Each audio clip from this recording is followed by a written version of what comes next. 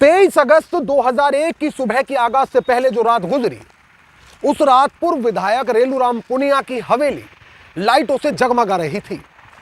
ऐसा होता भी क्यों ना, आज उनकी लाडली बेटी सोनिया का जन्मदिन जो था। मगर उस वक्त कौन सोच सकता होगा कि आज का यह जश्न इस परिवार के लिए आखिरी जश्न साबित होगा।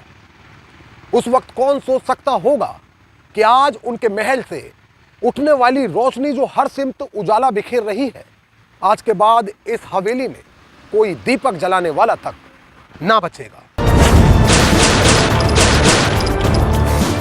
नमस्कार, आदाब दोस्तों, मैं आपका साजिद सैफी हूं और आप बेबाक रिपोर्टर की खास पेशकश बेपर्दा देख रहे हैं।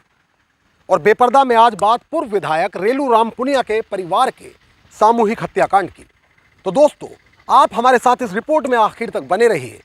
हम इसमें बताएंगे आपको शैतानों द्वारा खेले गए उस खूनी खेल का पूरा सच, जिसमें खून के प्यासे हैवानों ने इस घर के नन्हे फरिश्तों को भी नहीं बख्शा।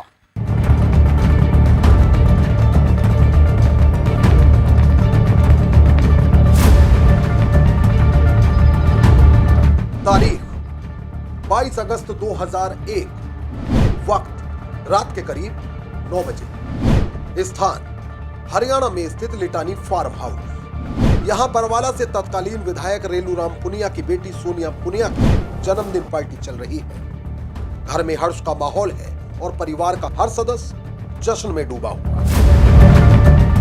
सोनिया एक ताई कमांडो चैंपियन है। उसने एक मध्यम वर्गीय परिवार से ताल्लुक रखने वाले जुड़ो चैंपियन संजीव कुमार से लव मैरिज की है। जिस वक्त हिसार जिले के सबसे रईस व रसूखदार परिवार की बेटी सोनिया एक मामूली जुड़ो चैंपियन संजीव से प्रेम विवाह कर रही थी, उस वक्त विधायक रेलूराम पुनिया ने इस शादी की पुरजोर मुखालिफत की थी। मगर वक्त के साथ कई चीजें बदली और अब लगभग रेलूराम संजीव को इस परिवार का ही सदस्य भी मान चुके हैं। जन्मदिन पार्टी में घर में जमकर आतिशबाजी छोड़ी जा रही है, गाना बजाना हो रहा है, जबकि हिसार शहर के नजदीक वाली उनकी आलीशान हवेली इतनी भव्य है कि उससे उठने वाली रोशनी हर सिमत उजाला फैला। कहा जाता है कि महल जैसी दिखने वाली उनकी कोठी इतनी आलीशान है कि आसपास के लोग सिर्फ उसे देखने के वास्ते यहाँ आते हैं। और घर वालों के ठाठ का अंदाजा इस बात से लगाया जा सकता है कि सड़क से होकर कोठी की पहली मंजिल तक कार का रैंप जाता है, यानी रेलूराम को अपने बेडरूम तक जाने के लिए किसी लिफ्ट या सीढ़ी तक का सहारा न लेना पड़ता है।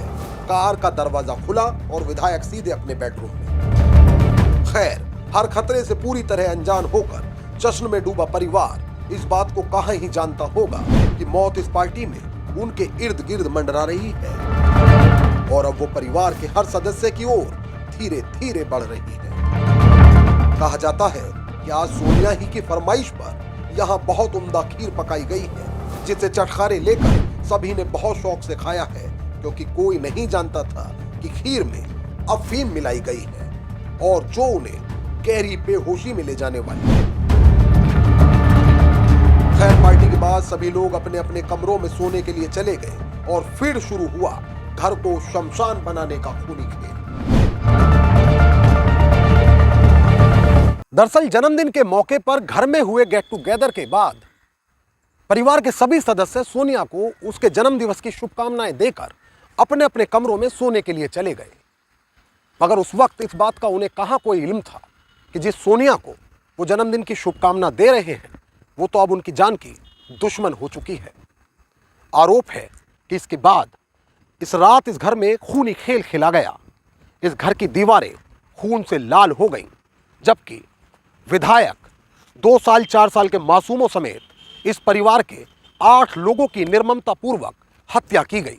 आरोप है कि ये हत्याएं सोनिया और उसके पति संजीव ने की हैं। दरअसल परिवार नहीं जानता था कि जिस सोनिया के जन्मदिन के अवसर पर परिवार उसे लंबी उम्र की दुआ दे रहा है, वो आज यहाँ परिवार के प्रत्येक सदस्य की सांसों की डोर काटने आई है। तय योजना के तहत आज ही की रात हर किसी का मरना तय था, मगर पार्टी के बाद संजीव ने सोनिया को बताया कि घर में कुल 8 लोग हैं और रिवॉल्वर में सिर्फ 6 गोलियां। अब खूनी खेल में किसी तरह की रुकावट न आए, इसलिए सोनिया गैराज में गई और लोहे की एक रॉड ले आई और फिर शुरू हुआ सोनिया और संजीव का खूनी खेल। सबसे पहले दोनों रेलूराम के कमरे में गए, जो गहरी बेहोशी में थे।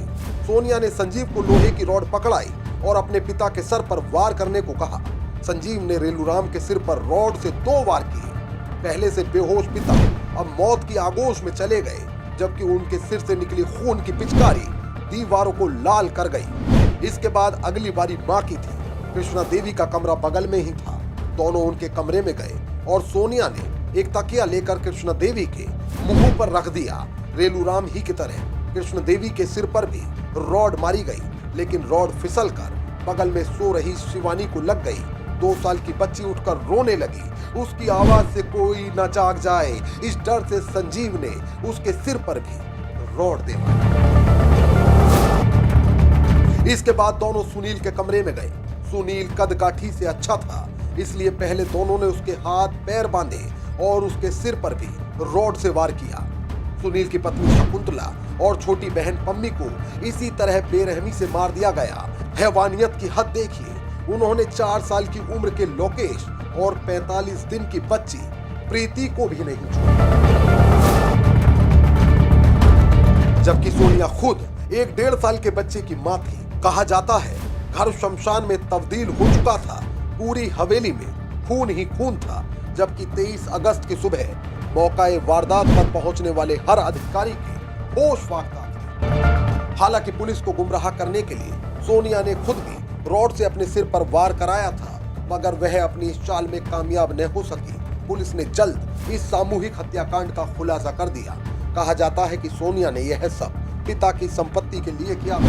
सोनिया चाहती थी कि पिता फार्म हाउस सेल कर दे ताकि उसका पति कोई कारोबार शुरू कर सके, और इसी के चलते वो खुद अपनों ही के खून की प्यासी हो गई। खैर, जब संजीव और सोनिया के चेहरे बेपर्दा हुए तो देश की तमाम अदालतों ने उनके लिए फांसी ही की सजा मुकर्रर की। हालांकि साल 2014 में सुप्रीम कोर्ट ने उनकी इस फांसी की सजा को उम्र कैद में बदल दिया। इस रिपोर्ट को लेकर आपकी क्या राय है, वो हमें कमेंट करके जरूर बताएं। मोहित भाटी के साथ न्यूज डेस्क, बेबाक रिपोर्टर। तो दोस्तों, फिलवक्त मुझे दीजिए इजाजत, लेकिन यदि आप बेबाक रिपोर्टर पर बेपर्दा के और भी एपिसोड देखना चाहते हैं तो हमारे चैनल को तुरंत सब्सक्राइब करिए, बेल आइकॉन दबाइए। यदि आप हमारे एपिसोड पसंद करते हैं तो इनके वीडियोस को शेयर भी जरूर किया करें। इस रिपोर्ट को लेकर आपकी क्या राय है वो हमें कमेंट करके बताएं। एक नई कहानी के साथ हमारी आपसे फिर होगी मुलाकात, और बेबाक रिपोर्टर पर फिर एक नया चेहरा होगा बेपर्दा। तब तक के लिए आदाब, नमस्कार, जय हिंद।